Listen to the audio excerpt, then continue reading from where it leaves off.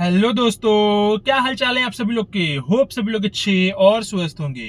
तो जैसा कि आप अभी बाहर का जो मौसम है वो देख पा रहे हो, काफी बढ़िया मौसम है और काफी दिन से यहाँ पे लगातार बारिश वगैरह चल रही है और बिना नॉन स्टॉप मतलब कि बिना रुके चल रही है बारिश यहाँ पे। और जिसके कारण दिक्कत ये हो रही थी मुझे कि जो वीडियो वगैरह वो मैं क्रिएट नहीं कर पा रहा था, गाड़ी के अंदर बैठ करके आ भी रहा था तो जो ब्राइटनेस वगैरह वीडियो में बहुत ज्यादा कम, आज से भी कम आ रही थी। और आज तो वैसे कम हो गई होगी क्योंकि जो बाहर बादल वगैरह वो घिरे हुए काफी लंबे समय से, और इसीलिए मैं बाहर पे वीडियो इसलिए नहीं बना पा रहा हूँ क्योंकि कब बारिश चालू हो जाए मुझे खुद नहीं पता है। और उस समय अगर बनाते समय चालू हो गई तो वीडियो हैम्पर हो जाएगी, वीडियो खराब हो जाएगी और मुझे उसको फिर से बनाना पड़ेगा। इसीलिए मैं गाड़ी के अंदर बैठू कि अगर बारिश चालू भी होती है तो मैं कम से कम एक वीडियो आज जरूर से शूट कर पाऊँ जिससे आप तक ये जो इन्फॉर्मेशन पहुंच पाए, क्योंकि काफी दिन से मैं वीडियो को क्रिएट नहीं कर पा रहा था बारिश के कारण ही। लगभग 3 से 4 दिन से नॉन स्टॉप बिना रुके बारिश यहाँ पे चल रही है, तो इसलिए मैं गाड़ी के अंदर बैठा क्योंकि आज बारिश छूट गई है तो मैं गाड़ी के अंदर आया और आपके लिए वीडियो अगर क्रिएट कर पाया। थोड़ा बहुत आपको ब्राइटनेस कम दिख रही होगी इस वीडियो में तो थोड़ा बहुत कंप्रोमाइज कर लीजिएगा। वैसे तो मैं कोशिश करूंगा कि जो एडिटिंग के समय में जो इसकी ब्राइटनेस है थोड़ा बहुत अप कर पाऊं। तो चलिए छोड़िए अभी सारी बातों को, अब चलते हैं इस वीडियो को जो मेन टॉपिक है, क्योंकि मैं ज्यादा अगर बकवास करता हूं तो आप लोग यहीं से स्किप करने लग जाएंगे। तो चलिए चलते हैं अब जल्दी से इस वीडियो के मेन टॉपिक के ऊपर। तो जो इस वीडियो की आज मेन टॉपिक होने वाली है वो रहने वाली है आपकी जो डिफरेंस, मतलब कि जो आपकी मोड आती है गाड़ी की, जो मोड वगैरह आती है ड्राइविंग मोड, मतलब कि 4 wheel drive, 2 wheel drive, rear wheel drive और आपकी जो काफी सारी गाड़ियों में ऑल व्हील ड्राइव का भी ऑप्शन आता है। तो आखिर ये सारी होती क्या है, इनमें डिफरेंस क्या होता है, इनसे इंजन कैसे रिएक्ट करता है गाड़ी का, और गाड़ियों में इससे डिफरेंस क्या आता है और कौन कौन सी रेंज, मतलब कितनी कितनी कितनी से कितनी रेंज तक की गाड़ियों में ये सारी ऑप्शंस आपको देखने को मिलेगी। तो इस सारी चीज के ऊपर मैं बात करने वाला हूँ। और आप लोगों ने काफी बार गाड़ी बाइक करते समय सुना होगा अपने दोस्तों से या फिर अपने जो ब्रदर होंगे उनसे कि आपको ये वाली मतलब कि 2 व्हील ड्राइव या फिर 4 व्हील ड्राइव गाड़ी ना लेकर के आपको थोड़ा और पैसा मिला करके ऑल व्हील ड्राइव गाड़ी ले लेना चाहिए। तो आखिर होता क्या है, ये सारी चीज में अंतर क्या होता है, उसके ऊपर मैं टोटली बारीकी से बात करने वाला हूं। तो अगर आपको नहीं पता इसके बारे में तो वीडियो को पूरा एंड तक देख लीजिएगा जिससे आपको पता चल सके। और अगर आपको इन्फॉर्मेटिव लगेगी, अगर लगती है तभी कोई जोर जबरदस्ती नहीं है, अगर लगती है तो लाइक कर दीजिएगा इस वीडियो को, शेयर कर दीजिएगा इस वीडियो को अपने सारे दोस्तों के जिससे उनको पता चल सके। और अगर ऐसी गाड़ियों से रिलेटेड और भी इन्फॉर्मेटिव वीडियो देखनी फ्यूचर में, और अगर कोई वीडियो इन्फॉर्मेटिव लगती तब सब्सक्राइब कर दिएगा मेरे चैनल अमन ऑटो मोटिव को, जिससे आपको फ्यूचर में ऐसी गाड़ी से रिलेटेड वीडियो मिलती रहेगी और इनसे रिलेटेड ड्राइविंग वीडियो मिलती रहेगी फ्यूचर में चलकर। तो चलिए जल्दी शुरू करते हैं इस वीडियो को, क्योंकि मुझे ज्यादा लंबा नहीं करना है, 8 से 9 मिनट का रखना है, क्योंकि ज्यादा लंबा होगा तो आप लोग स्किप करके जाने लग जाएंगे। तो चलिए जल्दी शुरू करते हैं। सबसे पहले बात कर लेते हैं आपकी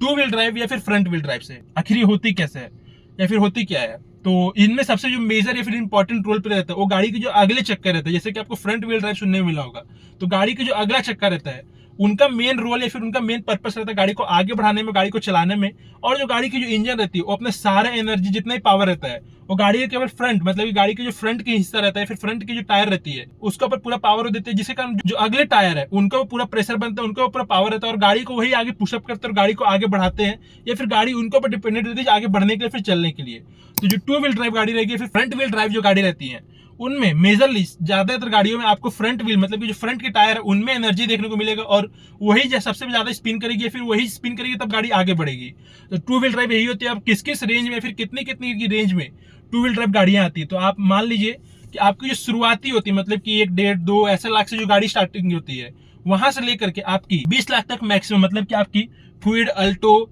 वैगनार वगैरह ये हो गई। और आपकी जो लास्ट जो आपकी इस रेंज की गाड़ी आती है मतलब कि जो 2 व्हील ड्राइव की गाड़ियां आती है वो आती है आपकी क्रेटा सेल्टॉस वगैरह, मतलब कि जितनी भी आपकी 20-25 लाख के बीच में गाड़ियां आती है उनमें आपको 2 व्हील ड्राइव ऑप्शन ही देखने को मिलेगी मेजरली ज्यादा तक है। किसी किसी गाड़ियों में अंतर रहता है, मतलब कि उनमें 4 व्हील ड्राइव का भी ऑप्शन रहता है, बट जो मेजरली गाड़ियां आती है इनमें 2 व्हील ड्राइव में वो आपकी 20 से 25 लाख तक की जो मार्जिन है प्राइसिंग में उसमें ही रैंक करेगी और उसमें आपकी यही सब गाड़ी आपको देखने को मिलेगी, मतलब कि बजट गाड़ी जितना आती है उनमें। अब बात कर लेते हैं अगली rear wheel drive. Rear wheel drive किसको कहते हैं, तो जैसा कि आपको मैंने फ्रंट व्हील ड्राइव के बारे में बताया था कि इसमें आपको केवल आगे के जो पहिए हैं मतलब जो टायर है उनमें इंजन प्रेशर लगाती है। तो इसका जस्ट अपोजिट मतलब कि आपकी रियर व्हील ड्राइव है तो जो पीछे के जो पहिए रहेंगे उनमें मतलब कि आगे के पहियों में जान नहीं रहेगा, केवल पीछे के पहिए बहुत पहले स्पिन करेगी या फिर वही केवल स्पिन करेगी जिससे गाड़ी आगे बढ़ेगी या फिर पीछे जाएगी, और उनमें जान रहेगा। और उसमें आपकी गिनी चुनी कुछ कुछ गाड़ियां ही आती है, जैसे कि आपको इसमें जो नैनो वगैरह हो गई वो भी आती है, इसमें बजट रेंज में ही आती है, या फिर बोल सकते हैं कि जो स्कॉर्पियो जो कि आपकी सबसे ज्यादा भौकालिक गाड़ी है, फिर काफी ज्यादा एक भौकालिक एसयूवी है,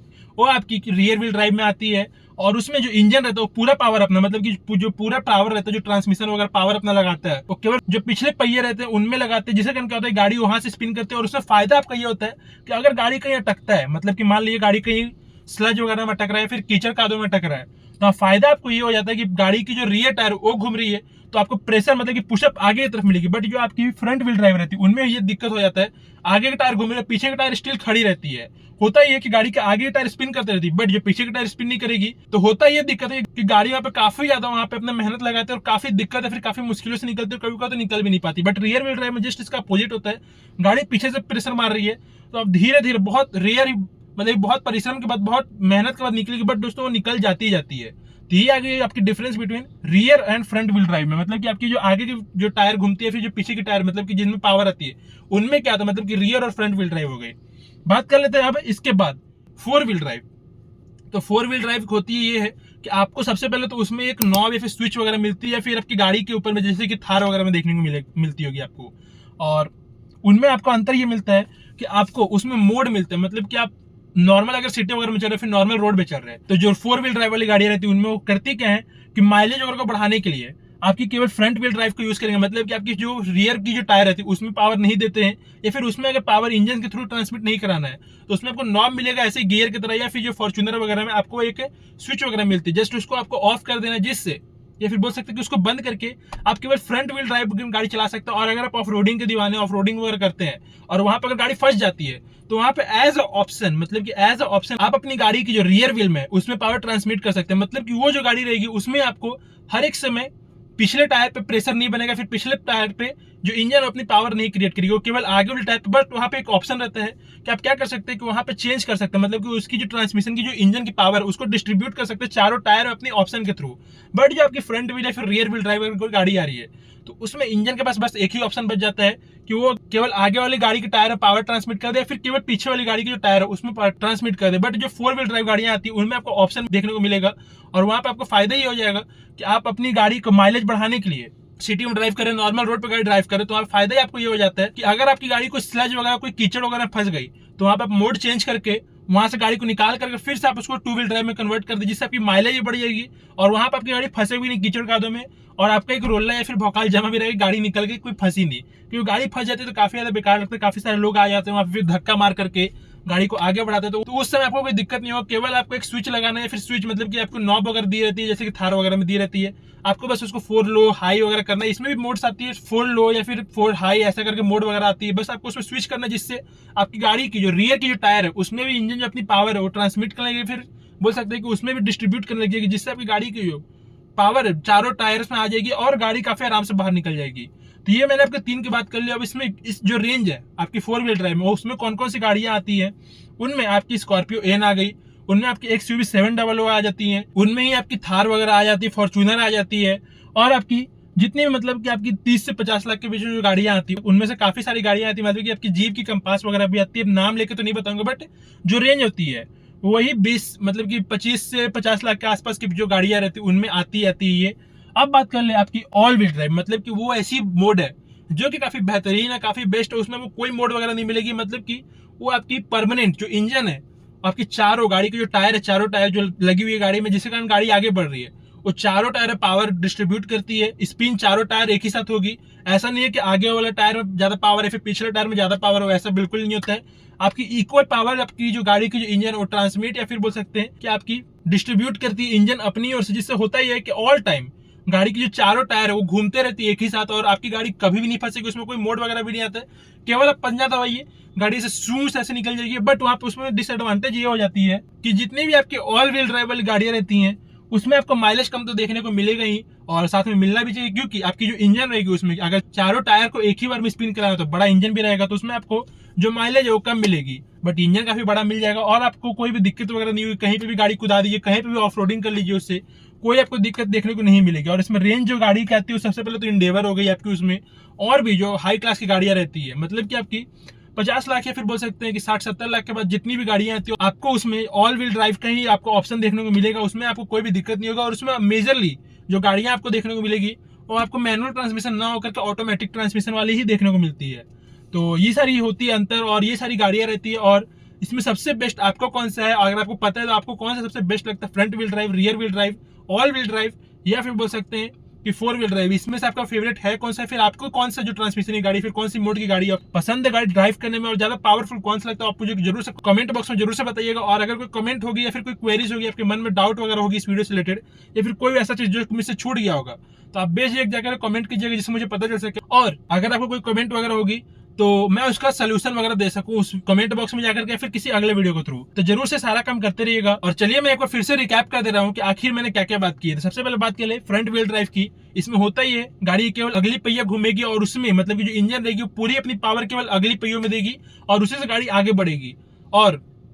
वो ऑल टाइम केवल अगली पहियों पे घूमते रहेगी। अब बात करें रियर व्हील ड्राइव की। रियर व्हील ड्राइव में जस्ट इसका अपोजिट होता है। जैसे हर समय किसी किसी गाड़ियों में फ्रंट व्हील ड्राइव में खाली गाड़ी घूमती रहती है, मतलब कि जो फ्रंट की टायर घूमती है, फिर फ्रंट की टायरों में जो इंजन है अपना पूरा एनर्जी कंट्रीब्यूट कर देता है। उसका जस्ट अपोजिट यहाँ पे आपकी रियर व्हील ड्राइव में होती है, जहां पे होता ही है कि भले इंजन आगे रहे, वहां पे आपकी जो पावर रहेगी, जो ट्रांसमिट होगी या फिर जो कंट्रीब्यूट होगी, वो केवल पिछले टायर्स में जाएगी। और वहां पे ये फायदा होगा आपको, गाड़ी पीछे से प्रेशर या फिर पुश लगाएगी, जिससे कोई दिक्कत वगैरह नहीं होगी, गाड़ी फंसेगी नहीं कहीं पे। अगली बात कर ले कि इनमें माइलेज कौन देगा दोनों में। तो जो आपकी फ्रंट व्हील ड्राइव गाड़ी रहती है, तो उसमें आपकी इंजन आगे की तरफ लगी हुई है, तो पावर जो दे रही है काफी आराम से पहुंच जा रहा है। तो आपकी जो मेहनत है वो फ्रंट व्हील ड्राइव गाड़ी को कम करना पड़ रहा है इंजन को उसकी, और वहां पे आपको माइलेज ऐसी बढ़ जाएगी उसमें। और इसकी जो रेंज आती है आपकी 20 से 25 लाख तक की गाड़ियों में आती है। और जो आपकी रियर व्हील ड्राइव गाड़ी रहती है उसमें आपको थोड़ा बहुत का माइलेज कम देखने को मिलेगा, बट माइलेज हाँ उसमें भी बढ़िया मिल जाता है। और उसमें जो आपको गाड़ी मिल जाती है वो आपको स्कॉर्पियो का, मतलब कि ज्यादा बची कुछ गाड़ी उसमें नहीं रहती, आपको उसमें रेयर ही गाड़ी देखने को मिलेगी। बट आपकी जो फ्रंट व्हील गाड़ी है उसमें आपको बहुत सारी तमाम की गाड़ी ऑप्शन मिल जाएगी, उसमें क्रेटा सेल्टॉस वगैरह सारी चीज मिल जाएगी, मतलब कि आपकी पसंद की काफी सारी गाड़ी मिल जाएगी, स्कॉडा वगैरह गाड़ी मिल जाएगी, और भी जो सिडान वगैरह आती है उसी में मिल जाती है। बट आपकी रियर व्हील ड्राइव में स्कॉर्पियो वगैरह आ जाती है, और भी जो तमाम की जो गाड़ी आती है। अब जो बात करेंगे कि कम बजट में एक नैनो आ जाती है आपकी रियर व्हील ड्राइव में, जो कि आपकी पीछे की टायर केवल स्पिन करती है। अगली बात करें 4 व्हील ड्राइव की, जिसमें आपको एक ऑप्शन मिलता है, मतलब कि आपकी गाड़ी भले रियर व्हील ड्राइव, बट वहां पे आपको ऑप्शन रहेगा एक कि आपकी गाड़ी की जो चारों टायर है उसमें आप एक समय आप एक ऑप्शन की तरफ मिलती है अंदर से तरफ कि स्विच करके आप अपनी गाड़ी के चारों टायर में पावर कंट्रीब्यूट करा सकते हैं अपनी गाड़ी के इंजन से, और कहीं पे अगर फंसते हैं तो आराम से निकल सकते हैं। और ऑल व्हील ड्राइव में आपको कोई ऑप्शन नहीं मिलेगा, आपको एक परमानेंट चीज मिल जाती है आपकी गाड़ी की इंजन की, कि अगर वो पावर कंट्रीब्यूट करती है फिर डिस्ट्रीब्यूट करती है, तो गाड़ी के चारों टायर में डिस्ट्रीब्यूट तो करेगी ही करेगी, जिससे गाड़ी कहीं फंसेगी नहीं और आप काफी आराम से निकल जाएंगे गाड़ी से। तो होप कि आपको समझ में आया होगा, और आपको वीडियो इन्फॉर्मेटिव लगी होगी, इंटरेक्टिव लगी हो तो जरूर से लाइक कर दीजिएगा इस वीडियो को, शेयर कर दीजिएगा इस वीडियो को अपने सारे दोस्तों के साथ। और ऐसी गाड़ियों से रिलेटेड, क्विड से रिलेटेड, ड्राइविंग से रिलेटेड और भी इन्फॉर्मेटिव वीडियो देखने के फ्यूचर में सब्सक्राइब कर दीजिएगा मेरे चैनल अमन ऑटोमोटिव को, जिससे आपको ऐसी गाड़ी से रिलेटेड वीडियो मिलती रहेगी। और अगर इन्फॉर्मेटिव लगी तभी सारा काम करिएगा, वरना जबरदस्ती बिल्कुल भी नहीं है। अगर नहीं लगी हो डिसलाइक करके चल जाइएगा, कोई दिक्कत नहीं, जिससे मुझे पता चल सके। और अगर कोई क्वेरीज होगी, कमेंट वगैरह होगी, तो आप बेझिझक जा करके मेरे कमेंट बॉक्स में जरूर से जाकर कमेंट कीजिए, जिससे मुझे पता चल सके कम से कम कि आखिर क्या दिक्कत हुई आपको। मैं हर वीडियो में बोलता हूँ कि आप कमेंट जरूर से कीजिए, जिससे मुझे पता चल सके। तो जरूर ये सारा काम करते रहिएगा। तो चलिए मैं एंड करता हूँ वीडियो को। इन्फॉर्मेटिव लगी तो मैं फिर से बोलूंगा लाइक शेयर सब्सक्राइब करिएगा। तो वीडियो देखने में बहुत बहुत धन्यवाद। जय हिंद, वंदे मातरम।